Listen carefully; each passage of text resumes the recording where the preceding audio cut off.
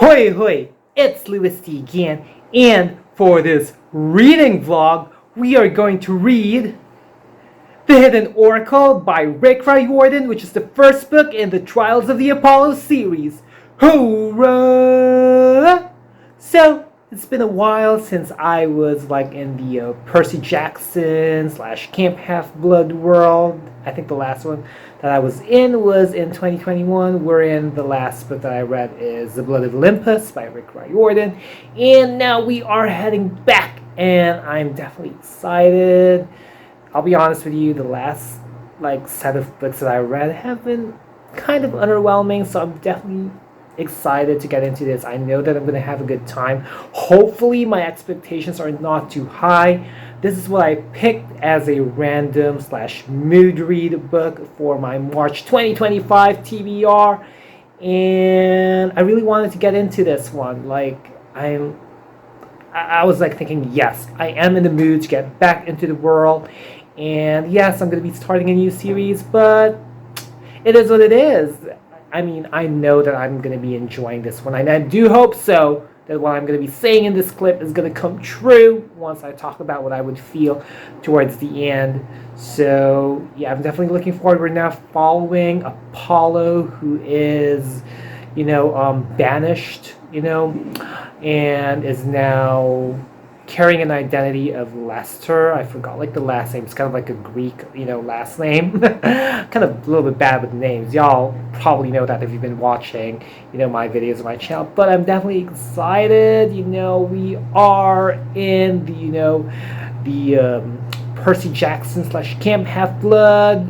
Again, the last time that we were in was in 2021. So I already started it. A little bit of it. Lester gets to meet a girl named Meg who saves him from a group of bullies in New York City, which is, oh my goodness, I am so visualizing the scenery, and like I said, just kind of a little bit of a segue, going to New York City, hopping into different independent bookstores, Books of Wonder, I'm looking at you, and of course the Barnes and Noble there. I do hope to visit one day. So without further ado, let us begin reading this one, and I'll catch you folks later. Whoa! So, I just read more than 100 pages of The Hidden Oracle by Riordan, and have to say I'm thinking, Apollo? Are we dealing with Apollo or Narcissus? The characterization of Apollo here is self-absorbed, and I'm but you know what? The thing about the narrative is that the characterizations depicted funny characters.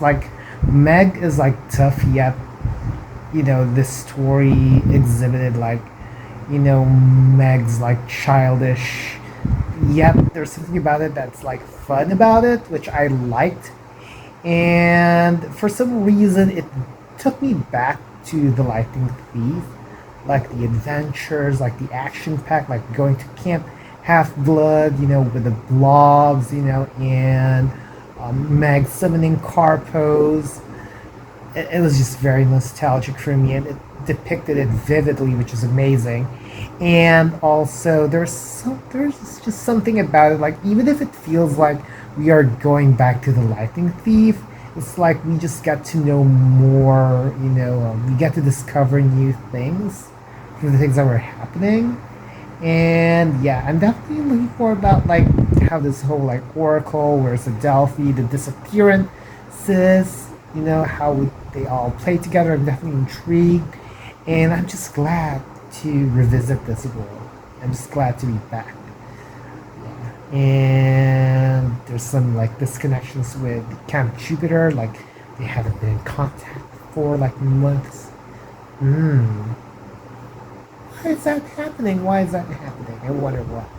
But anyway, so far at the moment, I felt I was being taken back to the Lightning Thief days, which is wonderful and very nostalgic, and was able to hit my emotions, which is an effective media. Yeah. So we'll see how it goes in the succeeding pages. So catch folks later. Whoa. Here's a reading update of The Hidden Oracle by Riordan, and I have to say that there are a lot of pieces of like the lightning thief, like the three-legged race, the like Camp Half-Blood vibes. Like it is as if I was back in like the first book of the lightning thief, and kind of like in the other like books as well, where of course it's not just about Camp Half-Blood. There's something about it that kind of brings you back to that time, which is very nostalgic and very beautiful. And what else I have to say? Yeah, but it's kind of like a mixture of all the other books in Percy Jackson and the Olympian series in a way. Like, let me explain. Like in the three-legged race, they entered the labyrinth, so it kind of gave you that Battle of the Labyrinth vibes, like kind of like a slice or a crevice of it. So that's like amazing, and Rachel's back. So yeah, and I like how Apollo is kind of like, those tropes where somebody is going to be sent back to Earth, but they're like in a different form, or like they're a kid, or probably another creature. That's kind of like the vibes that I was getting. And yeah. And I also liked how like the information that Rachel provided about like there's this like corporate world that's been funding, you know, different wars that were happening in the story, and one of them happens to be like Luke Castellan back in the Percy Jackson the Olympian series. The Andromeda like ship was funded, or I think either funded or like they're the ones who like manufactured or created the Andromeda ship. There was like this company, I forgot like the name. It starts with the letter T. It's kind of like a bit, honestly, a bit hard to memorize for me. But yeah, I like the fact that there's a little bit of like the corporate greed going on here, kind of like how in some other stories that I watch or maybe even read sometimes.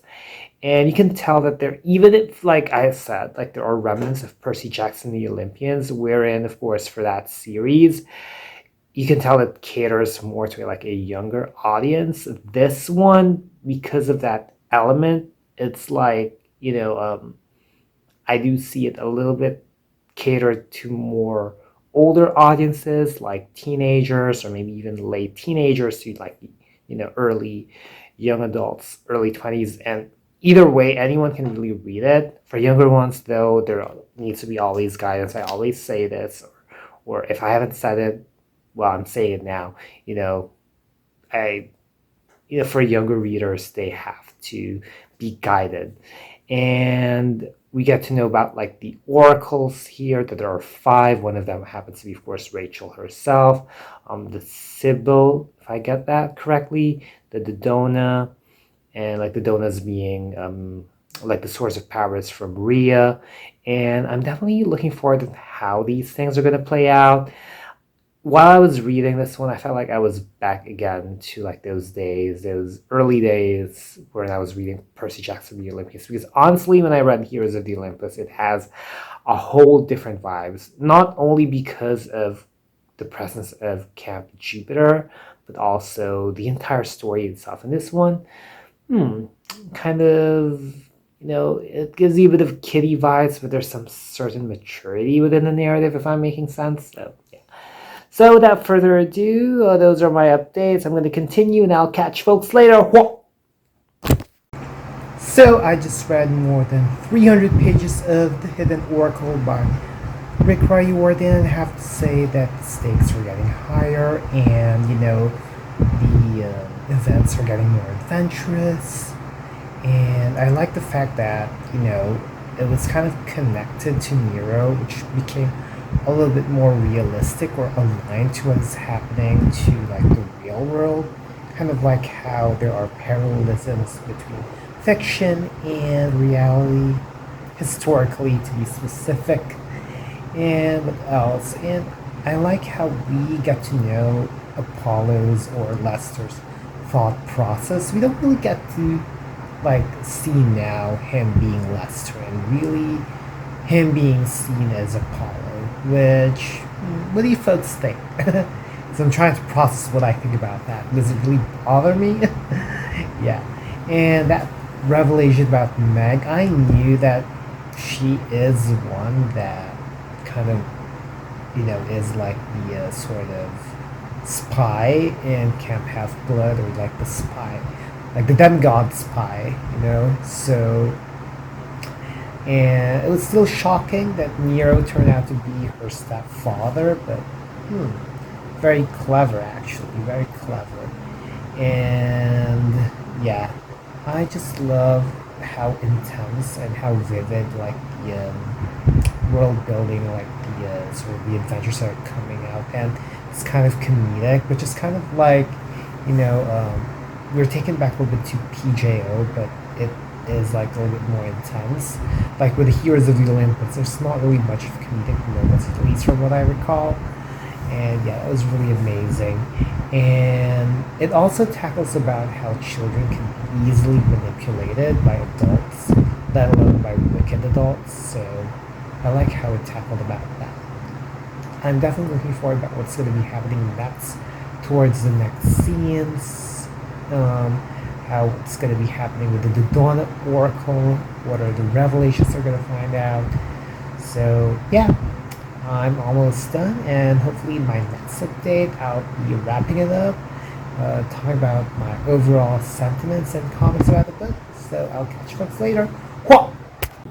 So I just finished reading The Hidden Oracle by Riordan, and I have to say that this is like a setup, or like a, it set up the foundation of the Trials of the Apollo series, which the good thing about this, even if it is like setting up the foundation, there are a lot of things and a lot of action that is happening, which is what I look forward to in the first book. Usually, first book sets up like the world, or what the stakes are, especially if it's going to be like a long series or like a trilogy, or or even books with more than 3 books, in a series. But yeah, like despite that, there are a lot of things that were happening here. There were a lot of actions, there were a lot of things that are revealed, there were a lot of people coming in, So something to look forward to, what's going to be happening to Meg, how are they going to deal with her, what's going to happen to her with Nero and his plans, and the missing oracles in order for them to find it. And I'm so relieved that like some of the other characters came back. I mean, I'm not really a character-driven person per se, but I felt like the characters kind of like coming back added to the overall flavor of the narrative, knowing that because we are dealing, with the same world, so we got to see like Percy, Leo, and Calypso. And I didn't know that Calypso, turned immortal. I mean, I don't really recall from the other books in the, in the Percy Jackson world, basically, if that's what you call it, or the Camp Half Blood world. I don't remember the Heroes of Olympus, but anyway, it's interesting because she talks about like maximizing life, and it's interesting because for me, there's something about reading this book that is humbling, because we get to see Apollo becoming immortal, and he is now having a different experience. The way the situations for him are happening are kind of like different now that he is more of a mortal.